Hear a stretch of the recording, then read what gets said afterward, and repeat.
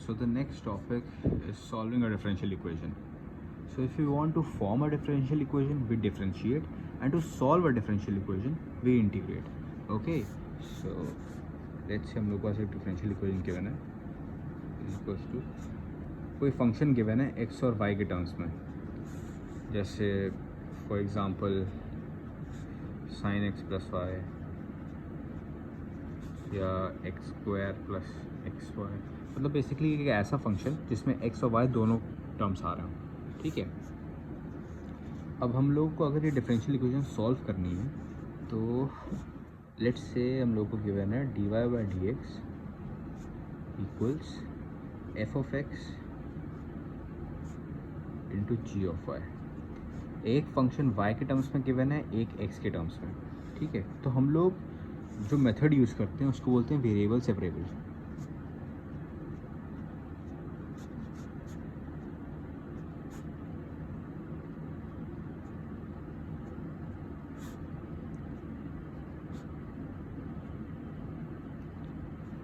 मतलब क्या होता है, y वाले टर्म्स को एक साइड ले आते हैं dy के साथ और x वाले सारे टर्म्स को dx के साथ ले आते हैं. ओके. सो इसको सॉल्व करने के लिए जी वाई नीचे आ जाएगा dy के साथ, तो ये हो जाएगा 1/g y d y equals f x. D x को उधर भेज देंगे, मतलब x वाले सारे टर्म्स dx के साथ, y वाले सारे टर्म्स dy के साथ. अब हम लोग दोनों साइड इंटीग्रेट कर देते हैं. इंटीग्रेशन dy बाय g ऑफ y is equal to integration f ऑफ x d ऑफ x. इंटीग्रेट करके जब सॉल्व करते हैं तो जो हम लोगों को रिजल्ट मिलता है उसको हम लोग बोलते हैं solution of differential equation.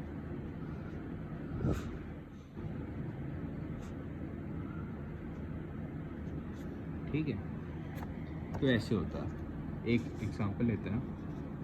Let's say we have, हम लोग को डिफरेंशियल इक्वेशन गिवन है x square plus 1 d y over d x equals 1. Okay. अब हम लोग क्या करेंगे, एक्स वाले टर्म, ये एक्स वाला टर्म है तो एक्स वाले टर्म को डी एक्स के साथ लिख लेंगे. तो डी एक्स को पहले उधर भेज देंगे, तो ये हो जाएगा x square plus 1 d y equals d x. अब x वाले टर्म्स को dx के साथ, तो इसको नीचे ले आएंगे, हो जाएगा dy equals dx upon x square plus 1. अब दोनों साइड इंटीग्रेट कर देंगे. dy का इंटीग्रेशन होता है y, 1 upon x square plus 1 का इंटीग्रेशन होता है tan inverse x plus c एक ही साइड लिखते हैं, जनरली x की साइड लिखते हैं. ठीक है. तो ये आ गया हम लोगों का सोल्यूशन. ये पूरा, इस पूरे को बोलते हैं सोल्यूशन, जनरल सोल्यूशन.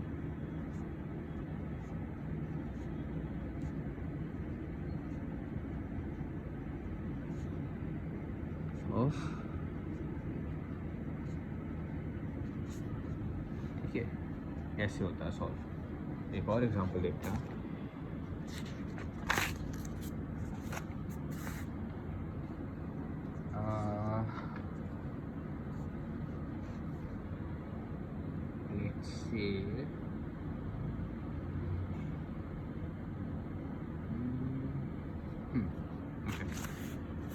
एक और क्वेश्चन देखते हैं. इससे हम लोग के डिफरेंशियल इक्वेशन हम लोग को गिवन है d y upon d x equals 1 plus 2x times 1 plus y square. ठीक है.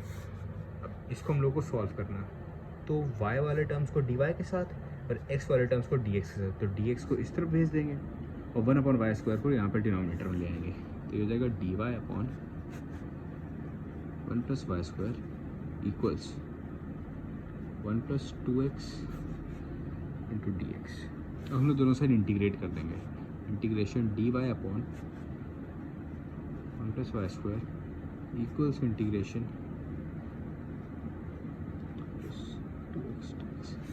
D y upon 1 plus y square का इसका इंटीग्रेशन होता है tan inverse Y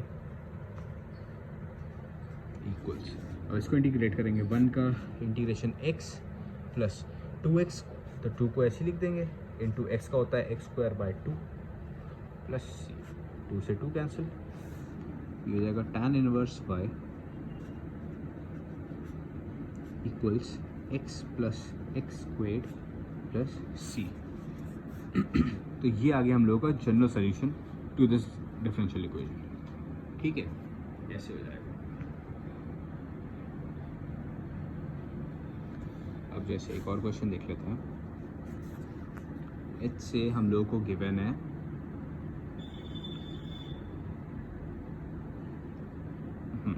okay,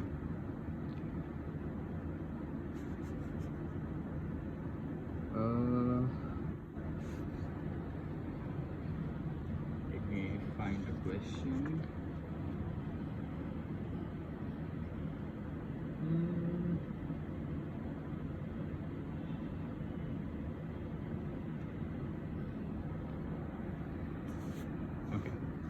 H से हम लोग को गिवन है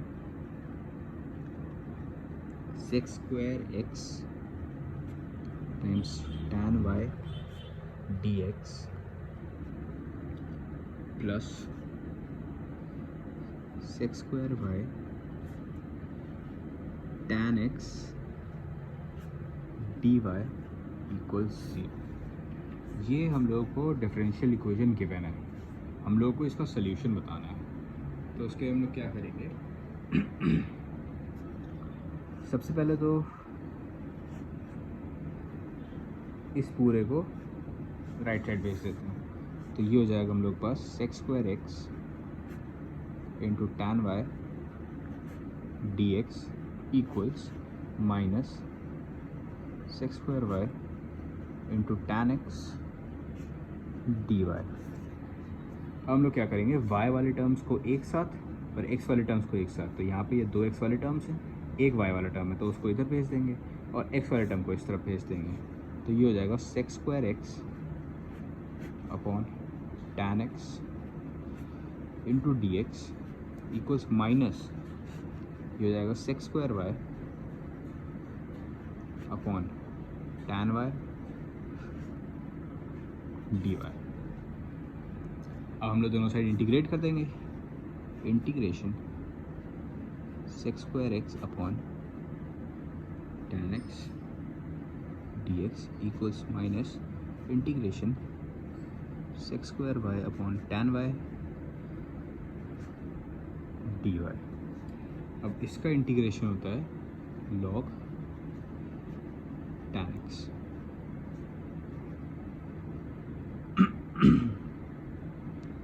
equals minus log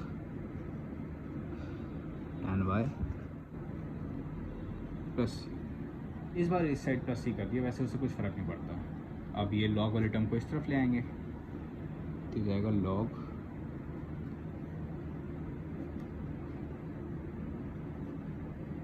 tan x plus log tan y equals c। अब log m plus log n होता है log mn, तो इसको लिख सकते हैं log m into n sorry c। ठीक है, तो ये हो गया हम लोगों का solution to this differential equation. ठीक है, तो ऐसे करके हम लोग सॉल्व करते हैं और इन सबको जनरल सॉल्यूशन बोलते हैं। क्यों? क्योंकि इन सब में एक कांस्टेंट टर्म भी आ रहा है। अभी मैं पर्टिकुलर सॉल्यूशन बताता हूँ क्या होता है। पहले एक दो क्वेश्चंस और देख लेते हैं।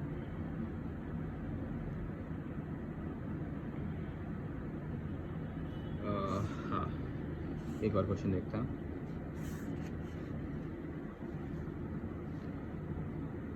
dy/dx plus 2xy equals y। ठीक है, अब इसमें हम लोगों को क्या करना है, वेरिएबल सेपरेबल करना है, मतलब वेरिएबल सेपरेट करने हैं, y वाले एक तरफ x वाले एक तरफ। तो पहले इसको इधर भेज देंगे, तो हो जाएगा dy/dx equals y minus 2xy। अब y कॉमन ले लेंगे, dy over d x equals y और माइनस 2x। अब y वाला एक वेरिएबल है, x वाला ये, तो y वाला y के dy के साथ, x वाले dx के साथ, तो ये हो जाएगा 1/y dy equals 1 minus 2x dx। दोनों साइड इंटीग्रेट कर देंगे अब इसको। 1/y का तो होता है log y, log y equals इसका हो जाएगा x minus x squared plus c. ठीक है, 1 का हो जाएगा x माइनस 2x का हो जाएगा minus 2 into x square by 2, 2 और 2 कैंसिल, तो माइनस एक्स स्क्वायर और आर्बिट्रेरी कांस्टेंट प्लस सी। अब इसको हम लोग और सिंप्लीफाई करके अगर लिखना चाहें तो यहाँ पे हमको पता है बेस ई होता है, राइट। क्योंकि बेस ई होता है तो अगर हम लोग लॉग को एक्सपोनेंट में चेंज करें तो हम लोग इसको लिख सकते हैं मॉड वाई इक्वल्स ई की power x minus x squared plus c. ये हम लोगों ने लॉग को एक्सपोनेंट में चेंज कर दिया, base to the power of value equals this term, ऐसे होता है। ठीक है,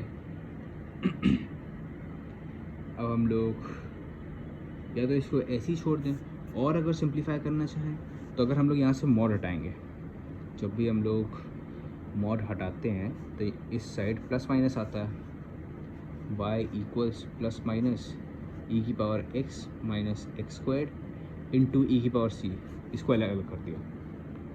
अब e की पावर c, e भी एक कांस्टेंट है, उसकी पावर c भी एक कांस्टेंट, तो ये पूरा एक कांस्टेंट अब आ रहा है, तो इस पूरे को हम लोग एक साथ कैपिटल ए लिख सकते हैं कांस्टेंट। तो ये हो जाएगा y equal to plus minus a times e की power x minus x square.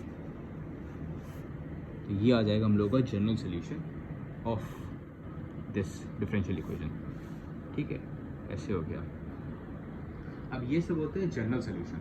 अब एक हम लोग जनरल सोल्यूशन का बेसिकली मतलब होता है कि किसी सोल्यूशन में अगर कोई कांस्टेंट वैल्यू आ रही हो, जैसे a हो गया, इसमें c हो गया, यहाँ पे c हो गया, तो इस सबको हम लोग जनरल सोल्यूशन बोलते हैं। वहीं पे अगर हम लोग को पर्टिकुलर सोल्यूशन निकालने हो तो वो कैसे निकालेंगे, वो भी एक तो क्वेश्चन देखता है।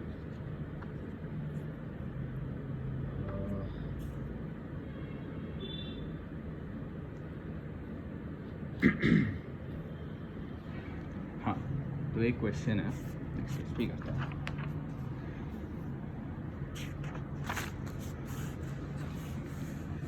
तो हम लोग को गिवन है find the particular solution of the differential equation dy upon dx equals 1 plus x plus y plus x y given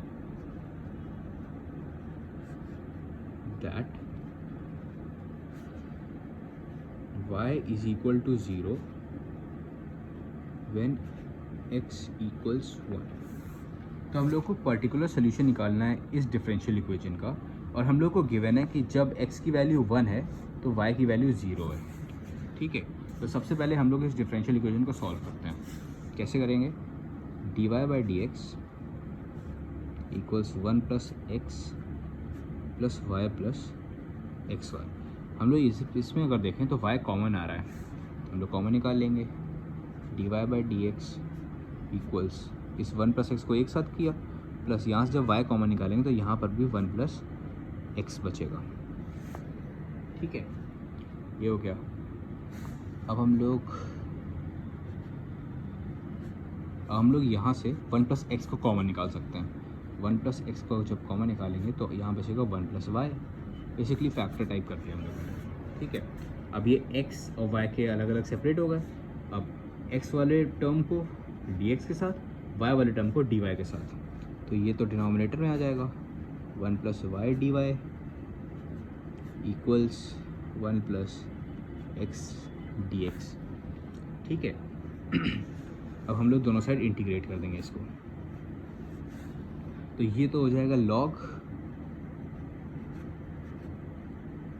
1 plus Y equals 1 का इंटीग्रेशन x और x का होता है x square by 2 plus c. ठीक है, तो ये हम लोगों का हो गया जनरल सोल्यूशन इस डिफरेंशियल इक्वेशन का। अब हम लोग को निकालना है पर्टिकुलर सोल्यूशन, मतलब किसी पर्टिकुलर पॉइंट पे क्या इसका सोल्यूशन होगा। तो हम लोग को पॉइंट गिवन है कि जब x की वैल्यू 1 है तो y 0 है, तो हम लोग यहाँ पे x की वैल्यू 1 डाल देंगे। इस सोल्यूशन में हम लोग x की वैल्यू 1 डाल देंगे और y की वैल्यू गिवन है 0 है तो 0 डाल देंगे। तो ये हो जाएगा log 1 + 0। यहाँ पे हम लोग लिख देंगे एट x = 1, y = 0। तो y की जगह 0 डाल दिया, इक्वल्स x की जगह 1 डाल देंगे, तो 1 + 1 का स्क्वायर अपॉन 2 + c। यह आ जाएगा log 1 इक्वल्स 1 + 1/2 प्लस c। ठीक है, log 1 की वैल्यू होती है 0 इक्वल्स 1 + 1/2 होता है 3/2 प्लस c। यहाँ से c की वैल्यू आ जाएगी -3/2। हम लोगों ने कांस्टेंट टर्म की वैल्यू निकाल दी। अब इस वैल्यू को हम लोग वापस से, ये हम लोग लेट से इक्वेशन नंबर 1 है, तो इस जनरल सोल्यूशन हम लोग c की वैल्यू पुट कर देंगे। So on putting c = -3/2 in 1, we get, तो हम लोग को मिल जाएगा log 1 + y = x + x²/2 - 3/2। ये हो जाएगा हम लोग का पर्टिकुलर सोल्यूशन। ठीक है, तो ऐसे हम लोग पर्टिकुलर सोल्यूशन के लिए हम लोग को डिफरेंशियल इक्वेशन गिवन होगी और एक ना एक कंडीशन हम लोग को गिवन होगी किसी पॉइंट पे क्या वैल्यू है। ठीक है, तो उसको पुट करके सोल्यूशन, जनरल सोल्यूशन में हम लोग निकाल लेते हैं c की वैल्यू, फिर c की वैल्यू को वापस इस जनरल सोल्यूशन में पुट करते हैं तो हम लोग को मिल जाता है पर्टिकुलर सोल्यूशन। ठीक है, तो इस टाइप के क्वेश्चंस को ऐसे सॉल्व करते हैं।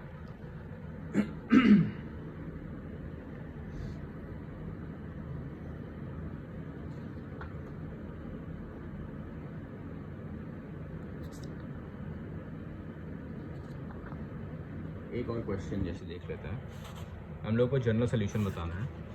इक्वेशन हम लोग को गिवन है sin dy/dx = a।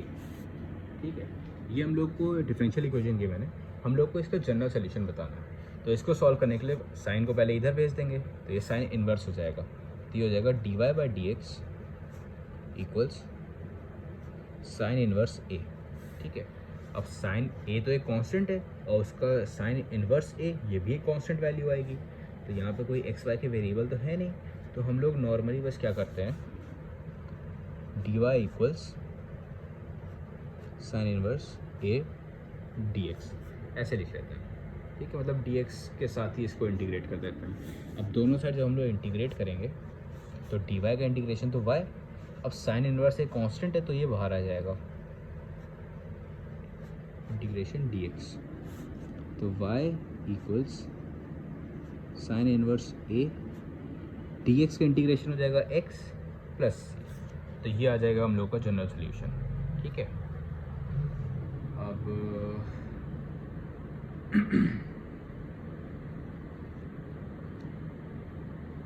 वैसे इस पूरे टॉपिक में तो बस यही है और कुछ बहुत ज़्यादा एक्स्ट्राऑर्डिनरी नहीं है। एक और क्वेश्चन देख लेते हैं हम लोग, इसमें हम लोग को पर्टिकुलर सोल्यूशन बताना है। तो मैं स्केच पे रखता हूँ। हम लोग को गिवन है log dy/dx = 3x + 4y given है हम लोगों को when x = 0 y = 0। ये हम लोग को डिफरेंशियल इक्वेशन गिवन है, हम लोग को इसका पर्टिकुलर सोल्यूशन बताना है जब x की वैल्यू 0 है तो y की वैल्यू भी 0 है। ठीक है, इस पॉइंट पे तब इसको कैसे करेंगे, तो अब log वाला जब ऐसे गिवन हो, log के अंदर जब डिफरेंशियल गिवन हो तो हम लोग इसको लिख सकते हैं log dx to the base e = 3x plus 4y। अब हम लोगों ने अभी हमको पता है कि लॉग को अगर हम लोगों को एक्सपोनेंट में चेंज करना है तो हम लोग e की पावर दिस इक्वल्स दिस कर देते हैं। तो ये हो जाएगा dy/dx इक्वल्स e की पावर 3x प्लस 4y। ठीक है, तो ये ऐसे हो जाएगा। अब पावर हम लोग सेपरेट कर सकते हैं, ये हो जाएगा dy/dx इक्वल्स e की पावर 3x इंटू ई की पावर 4y। अब x वाला टर्म y वाला टर्म अलग हो गया, अलग अलग कर लेंगे, ये इस तरफ आ जाएगा। तो ये हो जाएगा 1/e की power 4y dy equals e की पावर 2x dx। 1/e की पावर 4y को लिख सकते हैं e की power minus 4y dy equals e की पावर 2x सॉरी e की पावर 3x है, e की पावर 3x dx। ठीक है, अब हम लोग दोनों साइड इंटीग्रेट कर देंगे। इसका इंटीग्रेशन हो जाएगा e की पावर माइनस 4y और इसका कोफिशिएंट आ जाता है डिनोमिनेटर में। ठीक है, इक्वल्स ये भी सेम e की पावर 3x और x का कोफिशिएंट आ जाएगा डिनोमिनेटर में प्लस c। ये आ गए हम लोगों का general solution to this equation. ठीक है, अब हम लोग को गिवन है कि x जब 0 है तो y की वैल्यू 0 है। तो हम लोग लिखेंगे when x equals to 0 y is equal to 0। उस केस में हम लोग क्या करेंगे, अब इस इक्वेशन में x और इसको 1 लेट कर लेते हैं। अब इस इक्वेशन में x और y की वैल्यू हम लोग 0 0 डाल देंगे।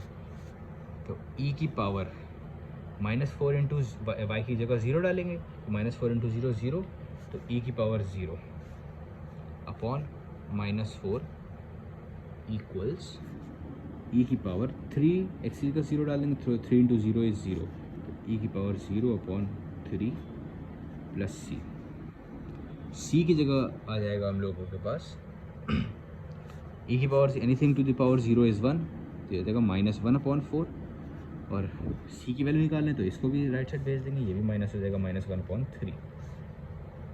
इसको जब सॉल्व करेंगे तो हम लोग को मिल जाएगी c की वैल्यू -7/12।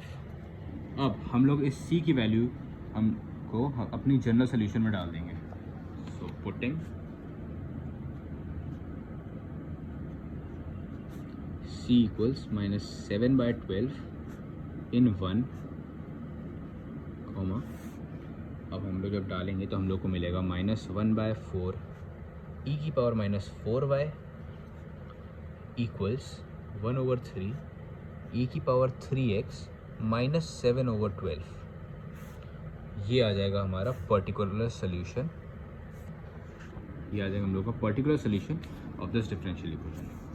एक बार फिर से देखते हैं क्या किया। हम लोग को ये डिफरेंशियल इक्वेशन गिवन थी, हम लोगों को पर्टिकुलर सोल्यूशन बताना था x = 0 y = 0 पे। तो हम लोगों ने पहले तो इस इक्वेशन लॉग को एक्सपोनेंट में चेंज किया, e की पावर दिस इक्वल्स दिस, तो dy/dx इक्वल्स e की पावर 3x प्लस 4y। अब पावर हम लोग सेपरेट कर सकते हैं, e की पावर 3x इंटू e की पावर 4y, ये x वाला टर्म आ गया, ये 4 वाला टर्म आ गया, अलग कर दिया, dy के साथ y वाला टर्म कर दिया और dx के साथ हम लोगों ने e की पावर 3x x वाला टर्म कर दिया।